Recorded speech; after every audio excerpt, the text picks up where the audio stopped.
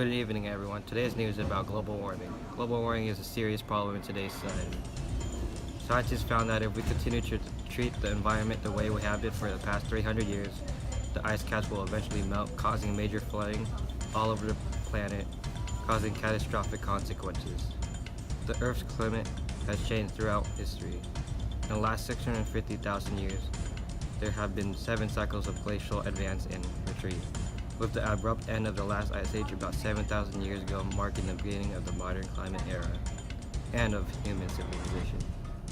Most of these climate changes are attributed to very small variations in Earth's orbit that change the amount of solar energy our planet receives. Oceans have absorbed much of this increased heat, with the top 700 meters or about 2,300 feet of ocean showing warming of 0.302 degrees Fahrenheit since 1969. We are reaching carbon dioxide levels higher than before. It affects your physical health and sleep proficiency. Rashomon stated that a sampling of 2,000 people showed that those who slept in areas with the highest levels of traffic-related carbon dioxide had a nearly 60% increased likelihood of having low sleep efficiency. Those who slept in areas with the highest levels of small particulates had a 50% increased risk of disrupted sleep. For instance, consult to our current president. He is a firm believer that global warming is a hoax that the Chinese had created. Let's say China. China. China. China. China. China. China. China. China. China. China.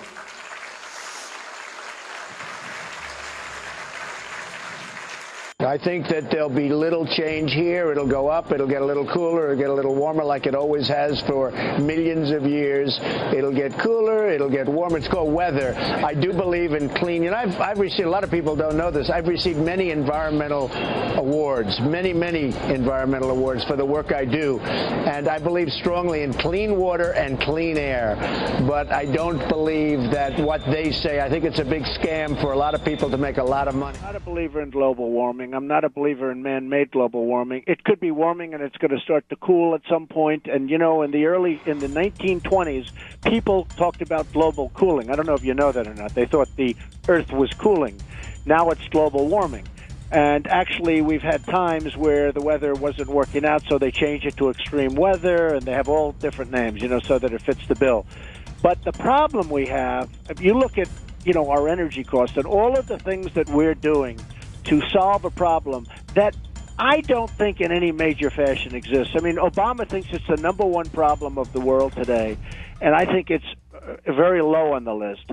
So I am not a believer, and I will, unless somebody can prove something to me, I believe there's weather, I believe there's change, and I believe it goes up, and it goes down, and it goes up again, and it changes depending on years and centuries. If we don't focus on global warming, we will face the same dangers that Florida and Louisiana did during Hurricane Katrina. Comes some surge. Surge is coming over the road. Well, this storm surge is getting pretty intense now. The winds are picking up. This is Highway 90.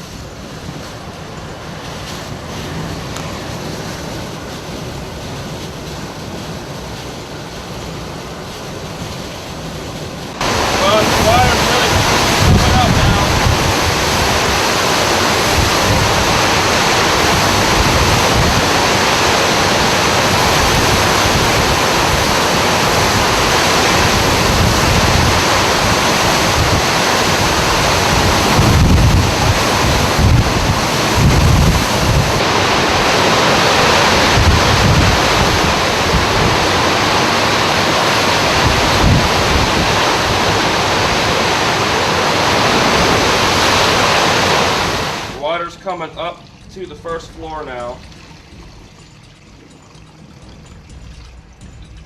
The water's coming in the room through the air conditioning vent.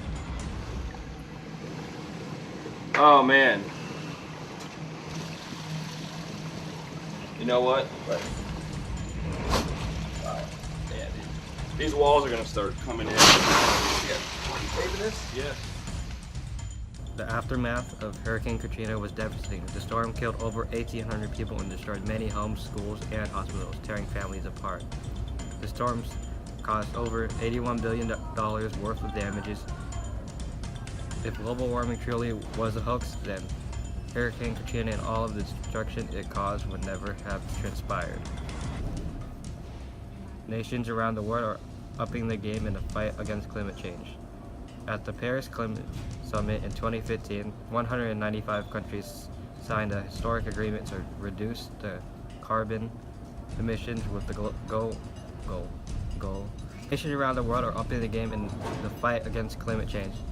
At the Paris Climate Summit in 2015, 195 countries signed a historic agreement to reduce their carbon emissions. With the goal of limiting future warming to well below 2 degrees Celsius, it was a big step in the right direction, but it's important to remember the equally vital contributions that can be made by private citizens. Which is to say by you. Change only happens when individuals take action. Alaya Hawk, Deputy Director of NRDC's Clean Power Plan Initiative, says, "There's no way if it doesn't start with people. The goal is simple. Carbon dioxide is the climate's worst enemy. It's released when The goal is simple. Carbon dioxide is the climate's worst enemy. It's released when oil, coal, and other fossil fuels are burning for energy. The energy we use to power our homes, cars, and smart. By using less of it, we can curb our own contribution to climate change while also saving money. Here are 10 easy, effective ways each one of us can make a difference. 1. Speak up. What's the single biggest way you can make an impact on global climate change? Talk to your friends and family and make sure your representative. 2. Power your home with renewable energy. Fuck. Seriously, you have to do a fucking phone call right now. Okay, you can be loud as fuck. Okay. 2. Weatherize. Building, heating, and cooling are among the biggest uses of energy, Hawk says. Heating and air conditioning account for almost half of home energy use. You can make your space more energy efficient by sealing drafts and ensuring it adequate insulated. Invest in energy efficiency appliances. Since they were first implemented nationally in 1987, efficiency standards for dozens of appliances and products have kept 2.3 billion tons of carbon dioxide out of the air. That's about the same amount as the annual carbon pollution coughed up by nearly 440 million cars. Energy efficiency is the lowest cost way to reduce emission, Heck says. When shopping for refrigerators, washing machines, and other appliances, look for the Energy Star label. It will tell you which are the most efficient. And last but not least, shrink your carbon profile. You can offset the carbon you produce by purchasing carbon.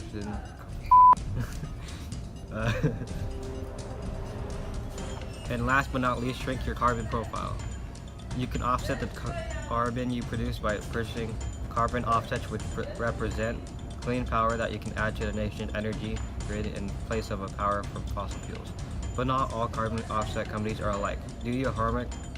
Do your homework to find the best supplier. Heating and air conditioning accounts for almost half of home energy. Oh my gosh. Schneider's.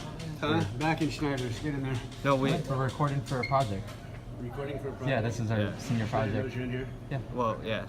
Did I ruin it? Yeah. Yeah.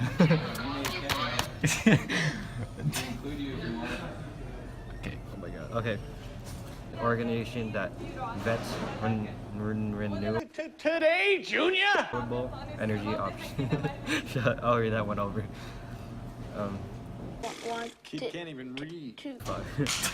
I'm gonna start that paragraph over.